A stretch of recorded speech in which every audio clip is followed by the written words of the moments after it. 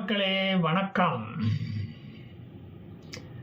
இப்போ Israel Iran வார் தீவிரமாக தொடங்கிவிட்டது.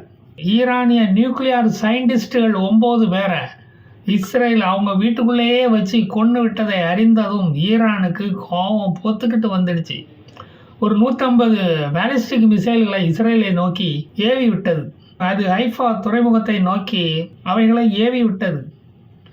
அதில் ஒரு 9 மிசைல் ஹைஃபா நகரத்துக்குள் தப்பி தவறி நுழைந்து விட்டது. இஸ்ரேலின் ஒரே பெட்ரோல் கிணறு, எண்ணெய் கிணறு ஹைஃபா நகரத்தில் இருந்ததை ஈரான் ஏவுகணை தாக்கி அழித்து விட்டது. சும்மா இருக்குமா இஸ்ரேலு? ராத்திரியாக போய் ஈரானின் பண்டாராபாத் கேஸ் எனர்ஜி இன்ஃப்ராஸ்ட்ரக்சர் எல்லாத்தையும் அடித்து உடைத்து விட்டது. அது பற்றி எரிய ஆரம்பிச்சிடுச்சு. அங்கிருந்து தான் வீடுகளுக்கு கேஸ் சப்ளை போகுதான், டைரக்ட் சப்ளை.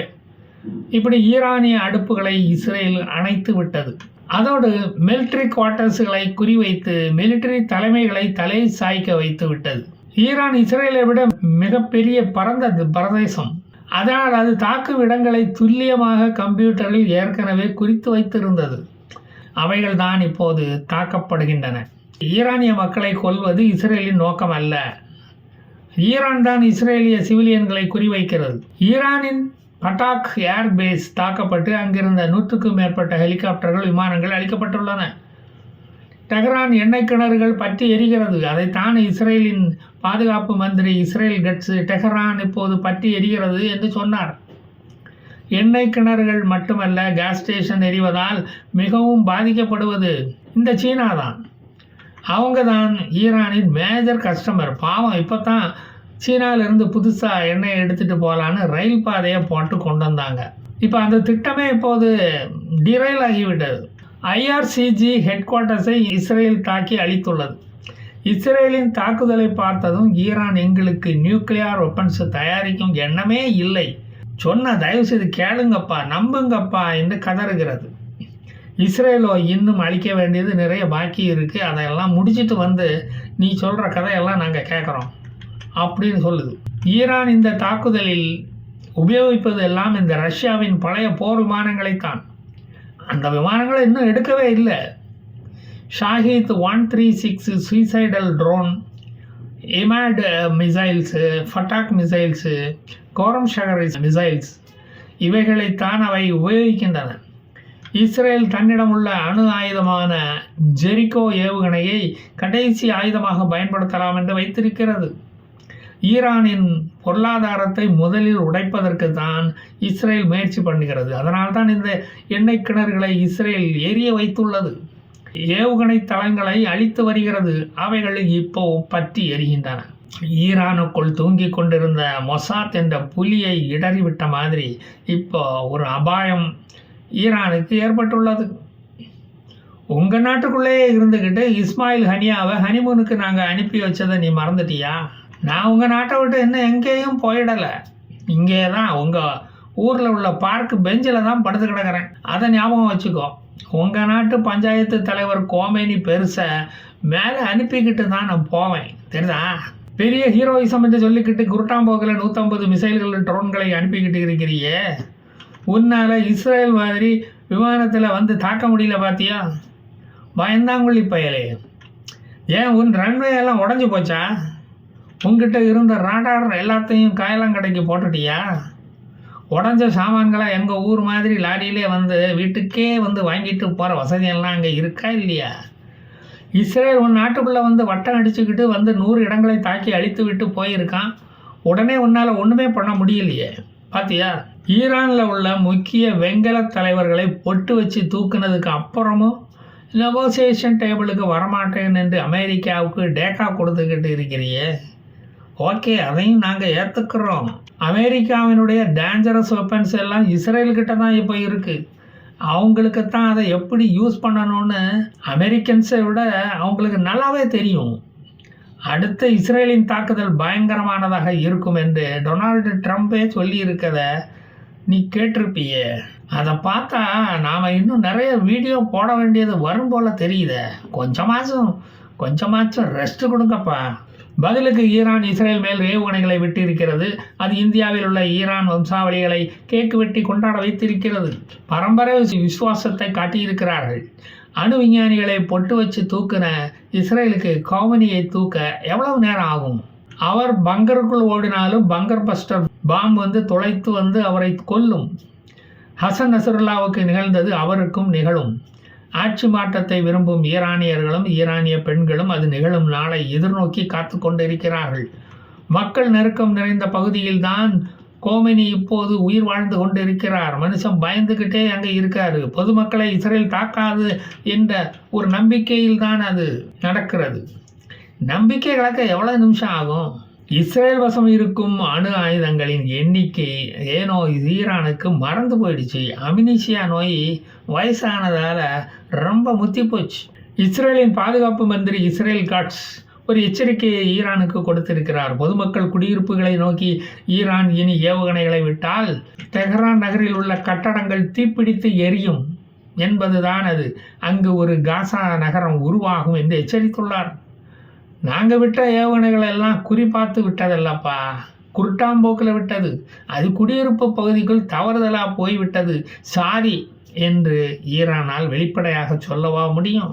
வாய் கொழுப்படுத்த கோமேனி சும்மா கிடக்காம இஸ்ரேலுக்கு ஆயுத உதவி செய்தால் அமெரிக்கா, பிரிட்டன், பிரான்ஸ் போன்ற நாடுகளை ஏவுகணையால் நாங்கள் தாக்குவோம் என்று அறிவித்துள்ளார்.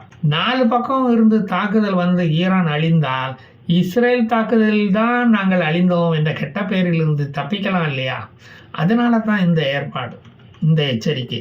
11 லட்சம் படை வீரர்களை கொண்ட ஈரான் 6,70,000 படை வீரர்களை கொண்ட இஸ்ரேல் துவைத்து எடுப்பதை நாம் கூடிய விரைவில் பார்க்கலாம். போர் பயிற்சியே இல்லாத ஈரான் இராணுவம் வருடம் முழுதும் யுத்தத்தில் இருக்கும் ஒரு நாட்டிடம் தோல்வியை தான் தழுவும் என்பது எல்கேஜி பிள்ளைகளுக்கு கூட தெரியும். ஈரானிடம் இருக்கும் யுரேனியத்தை வைத்து ஒரு 9 அணுகுண்டுகளை தயாரிக்கலாம். அந்த அளவுக்கு யுரேனியத்தை செறிவூட்டி கொண்டிருக்கிறது ஈரான். அதை தடுக்கவே இஸ்ரேல் ஈரானை தாக்கியது. அதற்கு பதிலடியாக இஸ்ரேலை தாக்க தெரியாமல் சிவிலியன் பகுதிகளை ஈரான் தாக்கி கொண்டிருக்கிறது.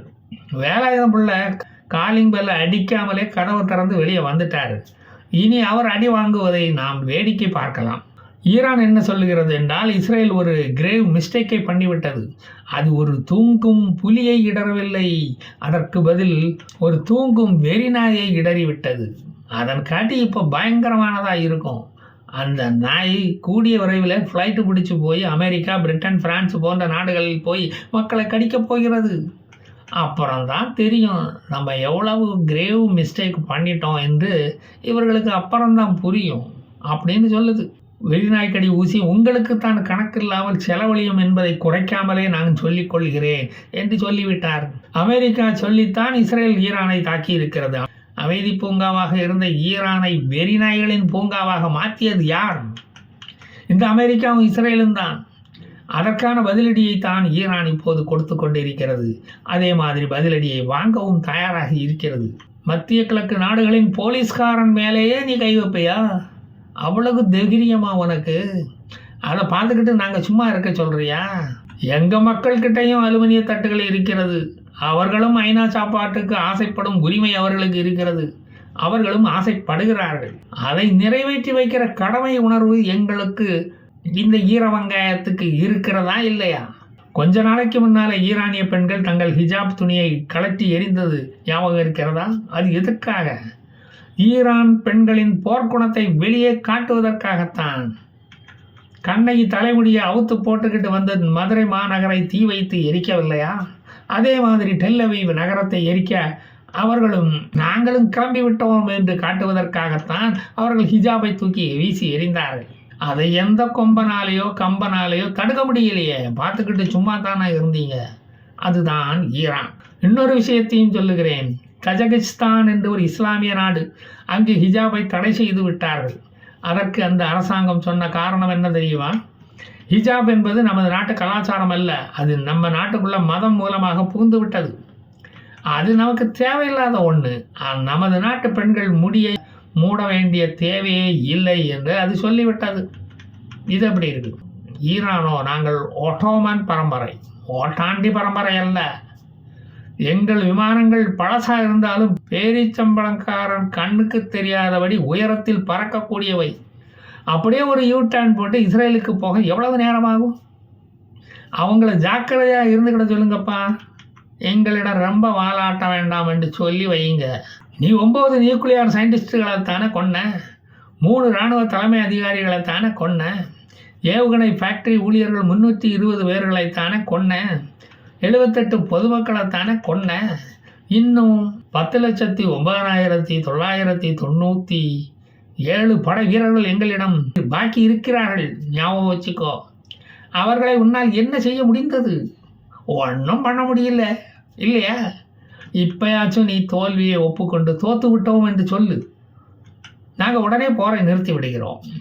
அதை மட்டும் செய்ய மாட்டேய? உன்னை பற்றி எனக்கு தெரியாதா? முதல்ல ஹமாஸை அடித்த, அப்புறம் ஹிஸ்புல்லாவை ஒழிச்ச, பிறகு ஹூத்திஸை கொண்டு குமிச்ச. இன்னுமாடா ஒன்று ஆத்திரம் அடங்கல? சிவனேன்னு இருக்கிற ஈரானிய புரட்சிகர காவல் படையை இப்படி வெறி பிடிச்சி அநியாயமாக வந்து தாக்குறியே, அவங்கள நிம்மதியாக கஞ்சி கூட குடிக்க விடமாட்டியா? அடக்காமாரி ஈரானியர்களை அதையும் இதையும் சொல்லி அடக்கி வச்சிருக்கேன். அதையும் நீ கலைச்சி கெடுத்துடுவ போல இருக்க. ஈரானில் உள்ள மொசாத் இன்னும் தாக்க வேண்டிய இடங்களை குறிப்பெடுத்து சங்கேத பாஷையில் இஸ்ரேலுக்கு இமெயிலில் அனுப்பிக்கிட்டு இருக்காங்க. அந்த அப்பார்ட்மெண்ட்டுகள் எந்நேரம் வேண்டுமானாலும் காசா கட்டடம் போல சரிந்து விழலாம் என்று இஸ்ரேலிய வானிலை அறிக்கை சொல்லுகிறது. எந்நேரம் வேண்டுமானாலும் நல்லடக்கம் நடைபெறலாம். இஸ்ரேல் ஈரானுக்குள் தாக்கியது 9 இடங்கள் மட்டுமல்ல, அந்த 9 இடங்களையும் சேர்த்து 100 இடங்களை ஏவுகணைகள் தாக்கியுள்ளன. ஈரானில் உள்ள எந்த ராடாரும் கண்டுபிடிக்க முடியாதபடி இந்த தாக்குதல் நடந்துள்ளது. அங்கே ராடார்னு ஒன்று இருந்தால் தானே அதை கண்டுபிடிக்க முடியும். அது செயல்பட்டால் தானே இதை கண்டுபிடிக்க முடியும். வெறும் ரேடார் ஃப்ரேம்களை வச்சுக்கிட்டு ஊரை ஏமாற்றிக்கிட்டு இருக்கிறானுங்க. செத்து போனவங்க பெயர்களை ஈரான் ஒரு நாளும் வெளியிடாது. ஈரானில் தான் சாவறதுக்கு நிறைய பேர் இருக்கும்போது பெயர்களை வெளியிடுவது ஒரு அட்டர் வேஸ்ட் என்று அதுக்கு தெரியாதா என்ன? ஈரானிய தலைவர்களை கொன்று போட்டுக்கிட்டு நெகோசியேஷன் டேபிளுக்கு கூப்பிடுறிய தன்மானம் உள்ள தமிழன் கூட அங்கே வரமாட்டான். நாங்கள் வருவோமா? பண்ணுறதையும் பண்ணி போட்டு நல்ல விளையாட்டம் கூப்பிடுறிய. நீ டைனிங் டேபிள் போட்டுக்கிட்டு கூப்பிட்டாலும் நாங்கள் வரமாட்டோம். ஜியோனிஸ்டுகளை அழிக்காமல் ஓயமாட்டான் இந்த டெரரிஸ்ட். எங்கள் தாடியை பிடிச்சி இழுத்து விளையாடாதேன்னு எத்தனை வாட்டி சொன்னாலும் நீ கேட்க மாட்டியா? காது முடி, நெஞ்சு முடி, மீச முடி, தாடி முடியில தான் கை வச்சு இழுத்து விளையாடிக்கிட்டு இருந்த. நாங்களும் சும்மா வேடிக்கை பார்த்துக்கிட்டு இருந்தோம். இப்போ நீ எங்கள் அடிமடியிலேயே கை வைக்க ஆரம்பிச்சிட்டியே. சும்மா விடுவோமா? எடு அந்த ஏவுகணையை, எடு தீப்பெட்டியை. போர் போர் அல்லாஹ் அக்பர். அட போப்பா, என் வாய் தான் வலிக்குது. இவனுக்கு திருந்தவே மாட்டானுங்க. நான் போயிட்டு அப்புறமா வந்து மீதி கதைகளை சொல்கிறேன். ஜெய் ஹிந்த்.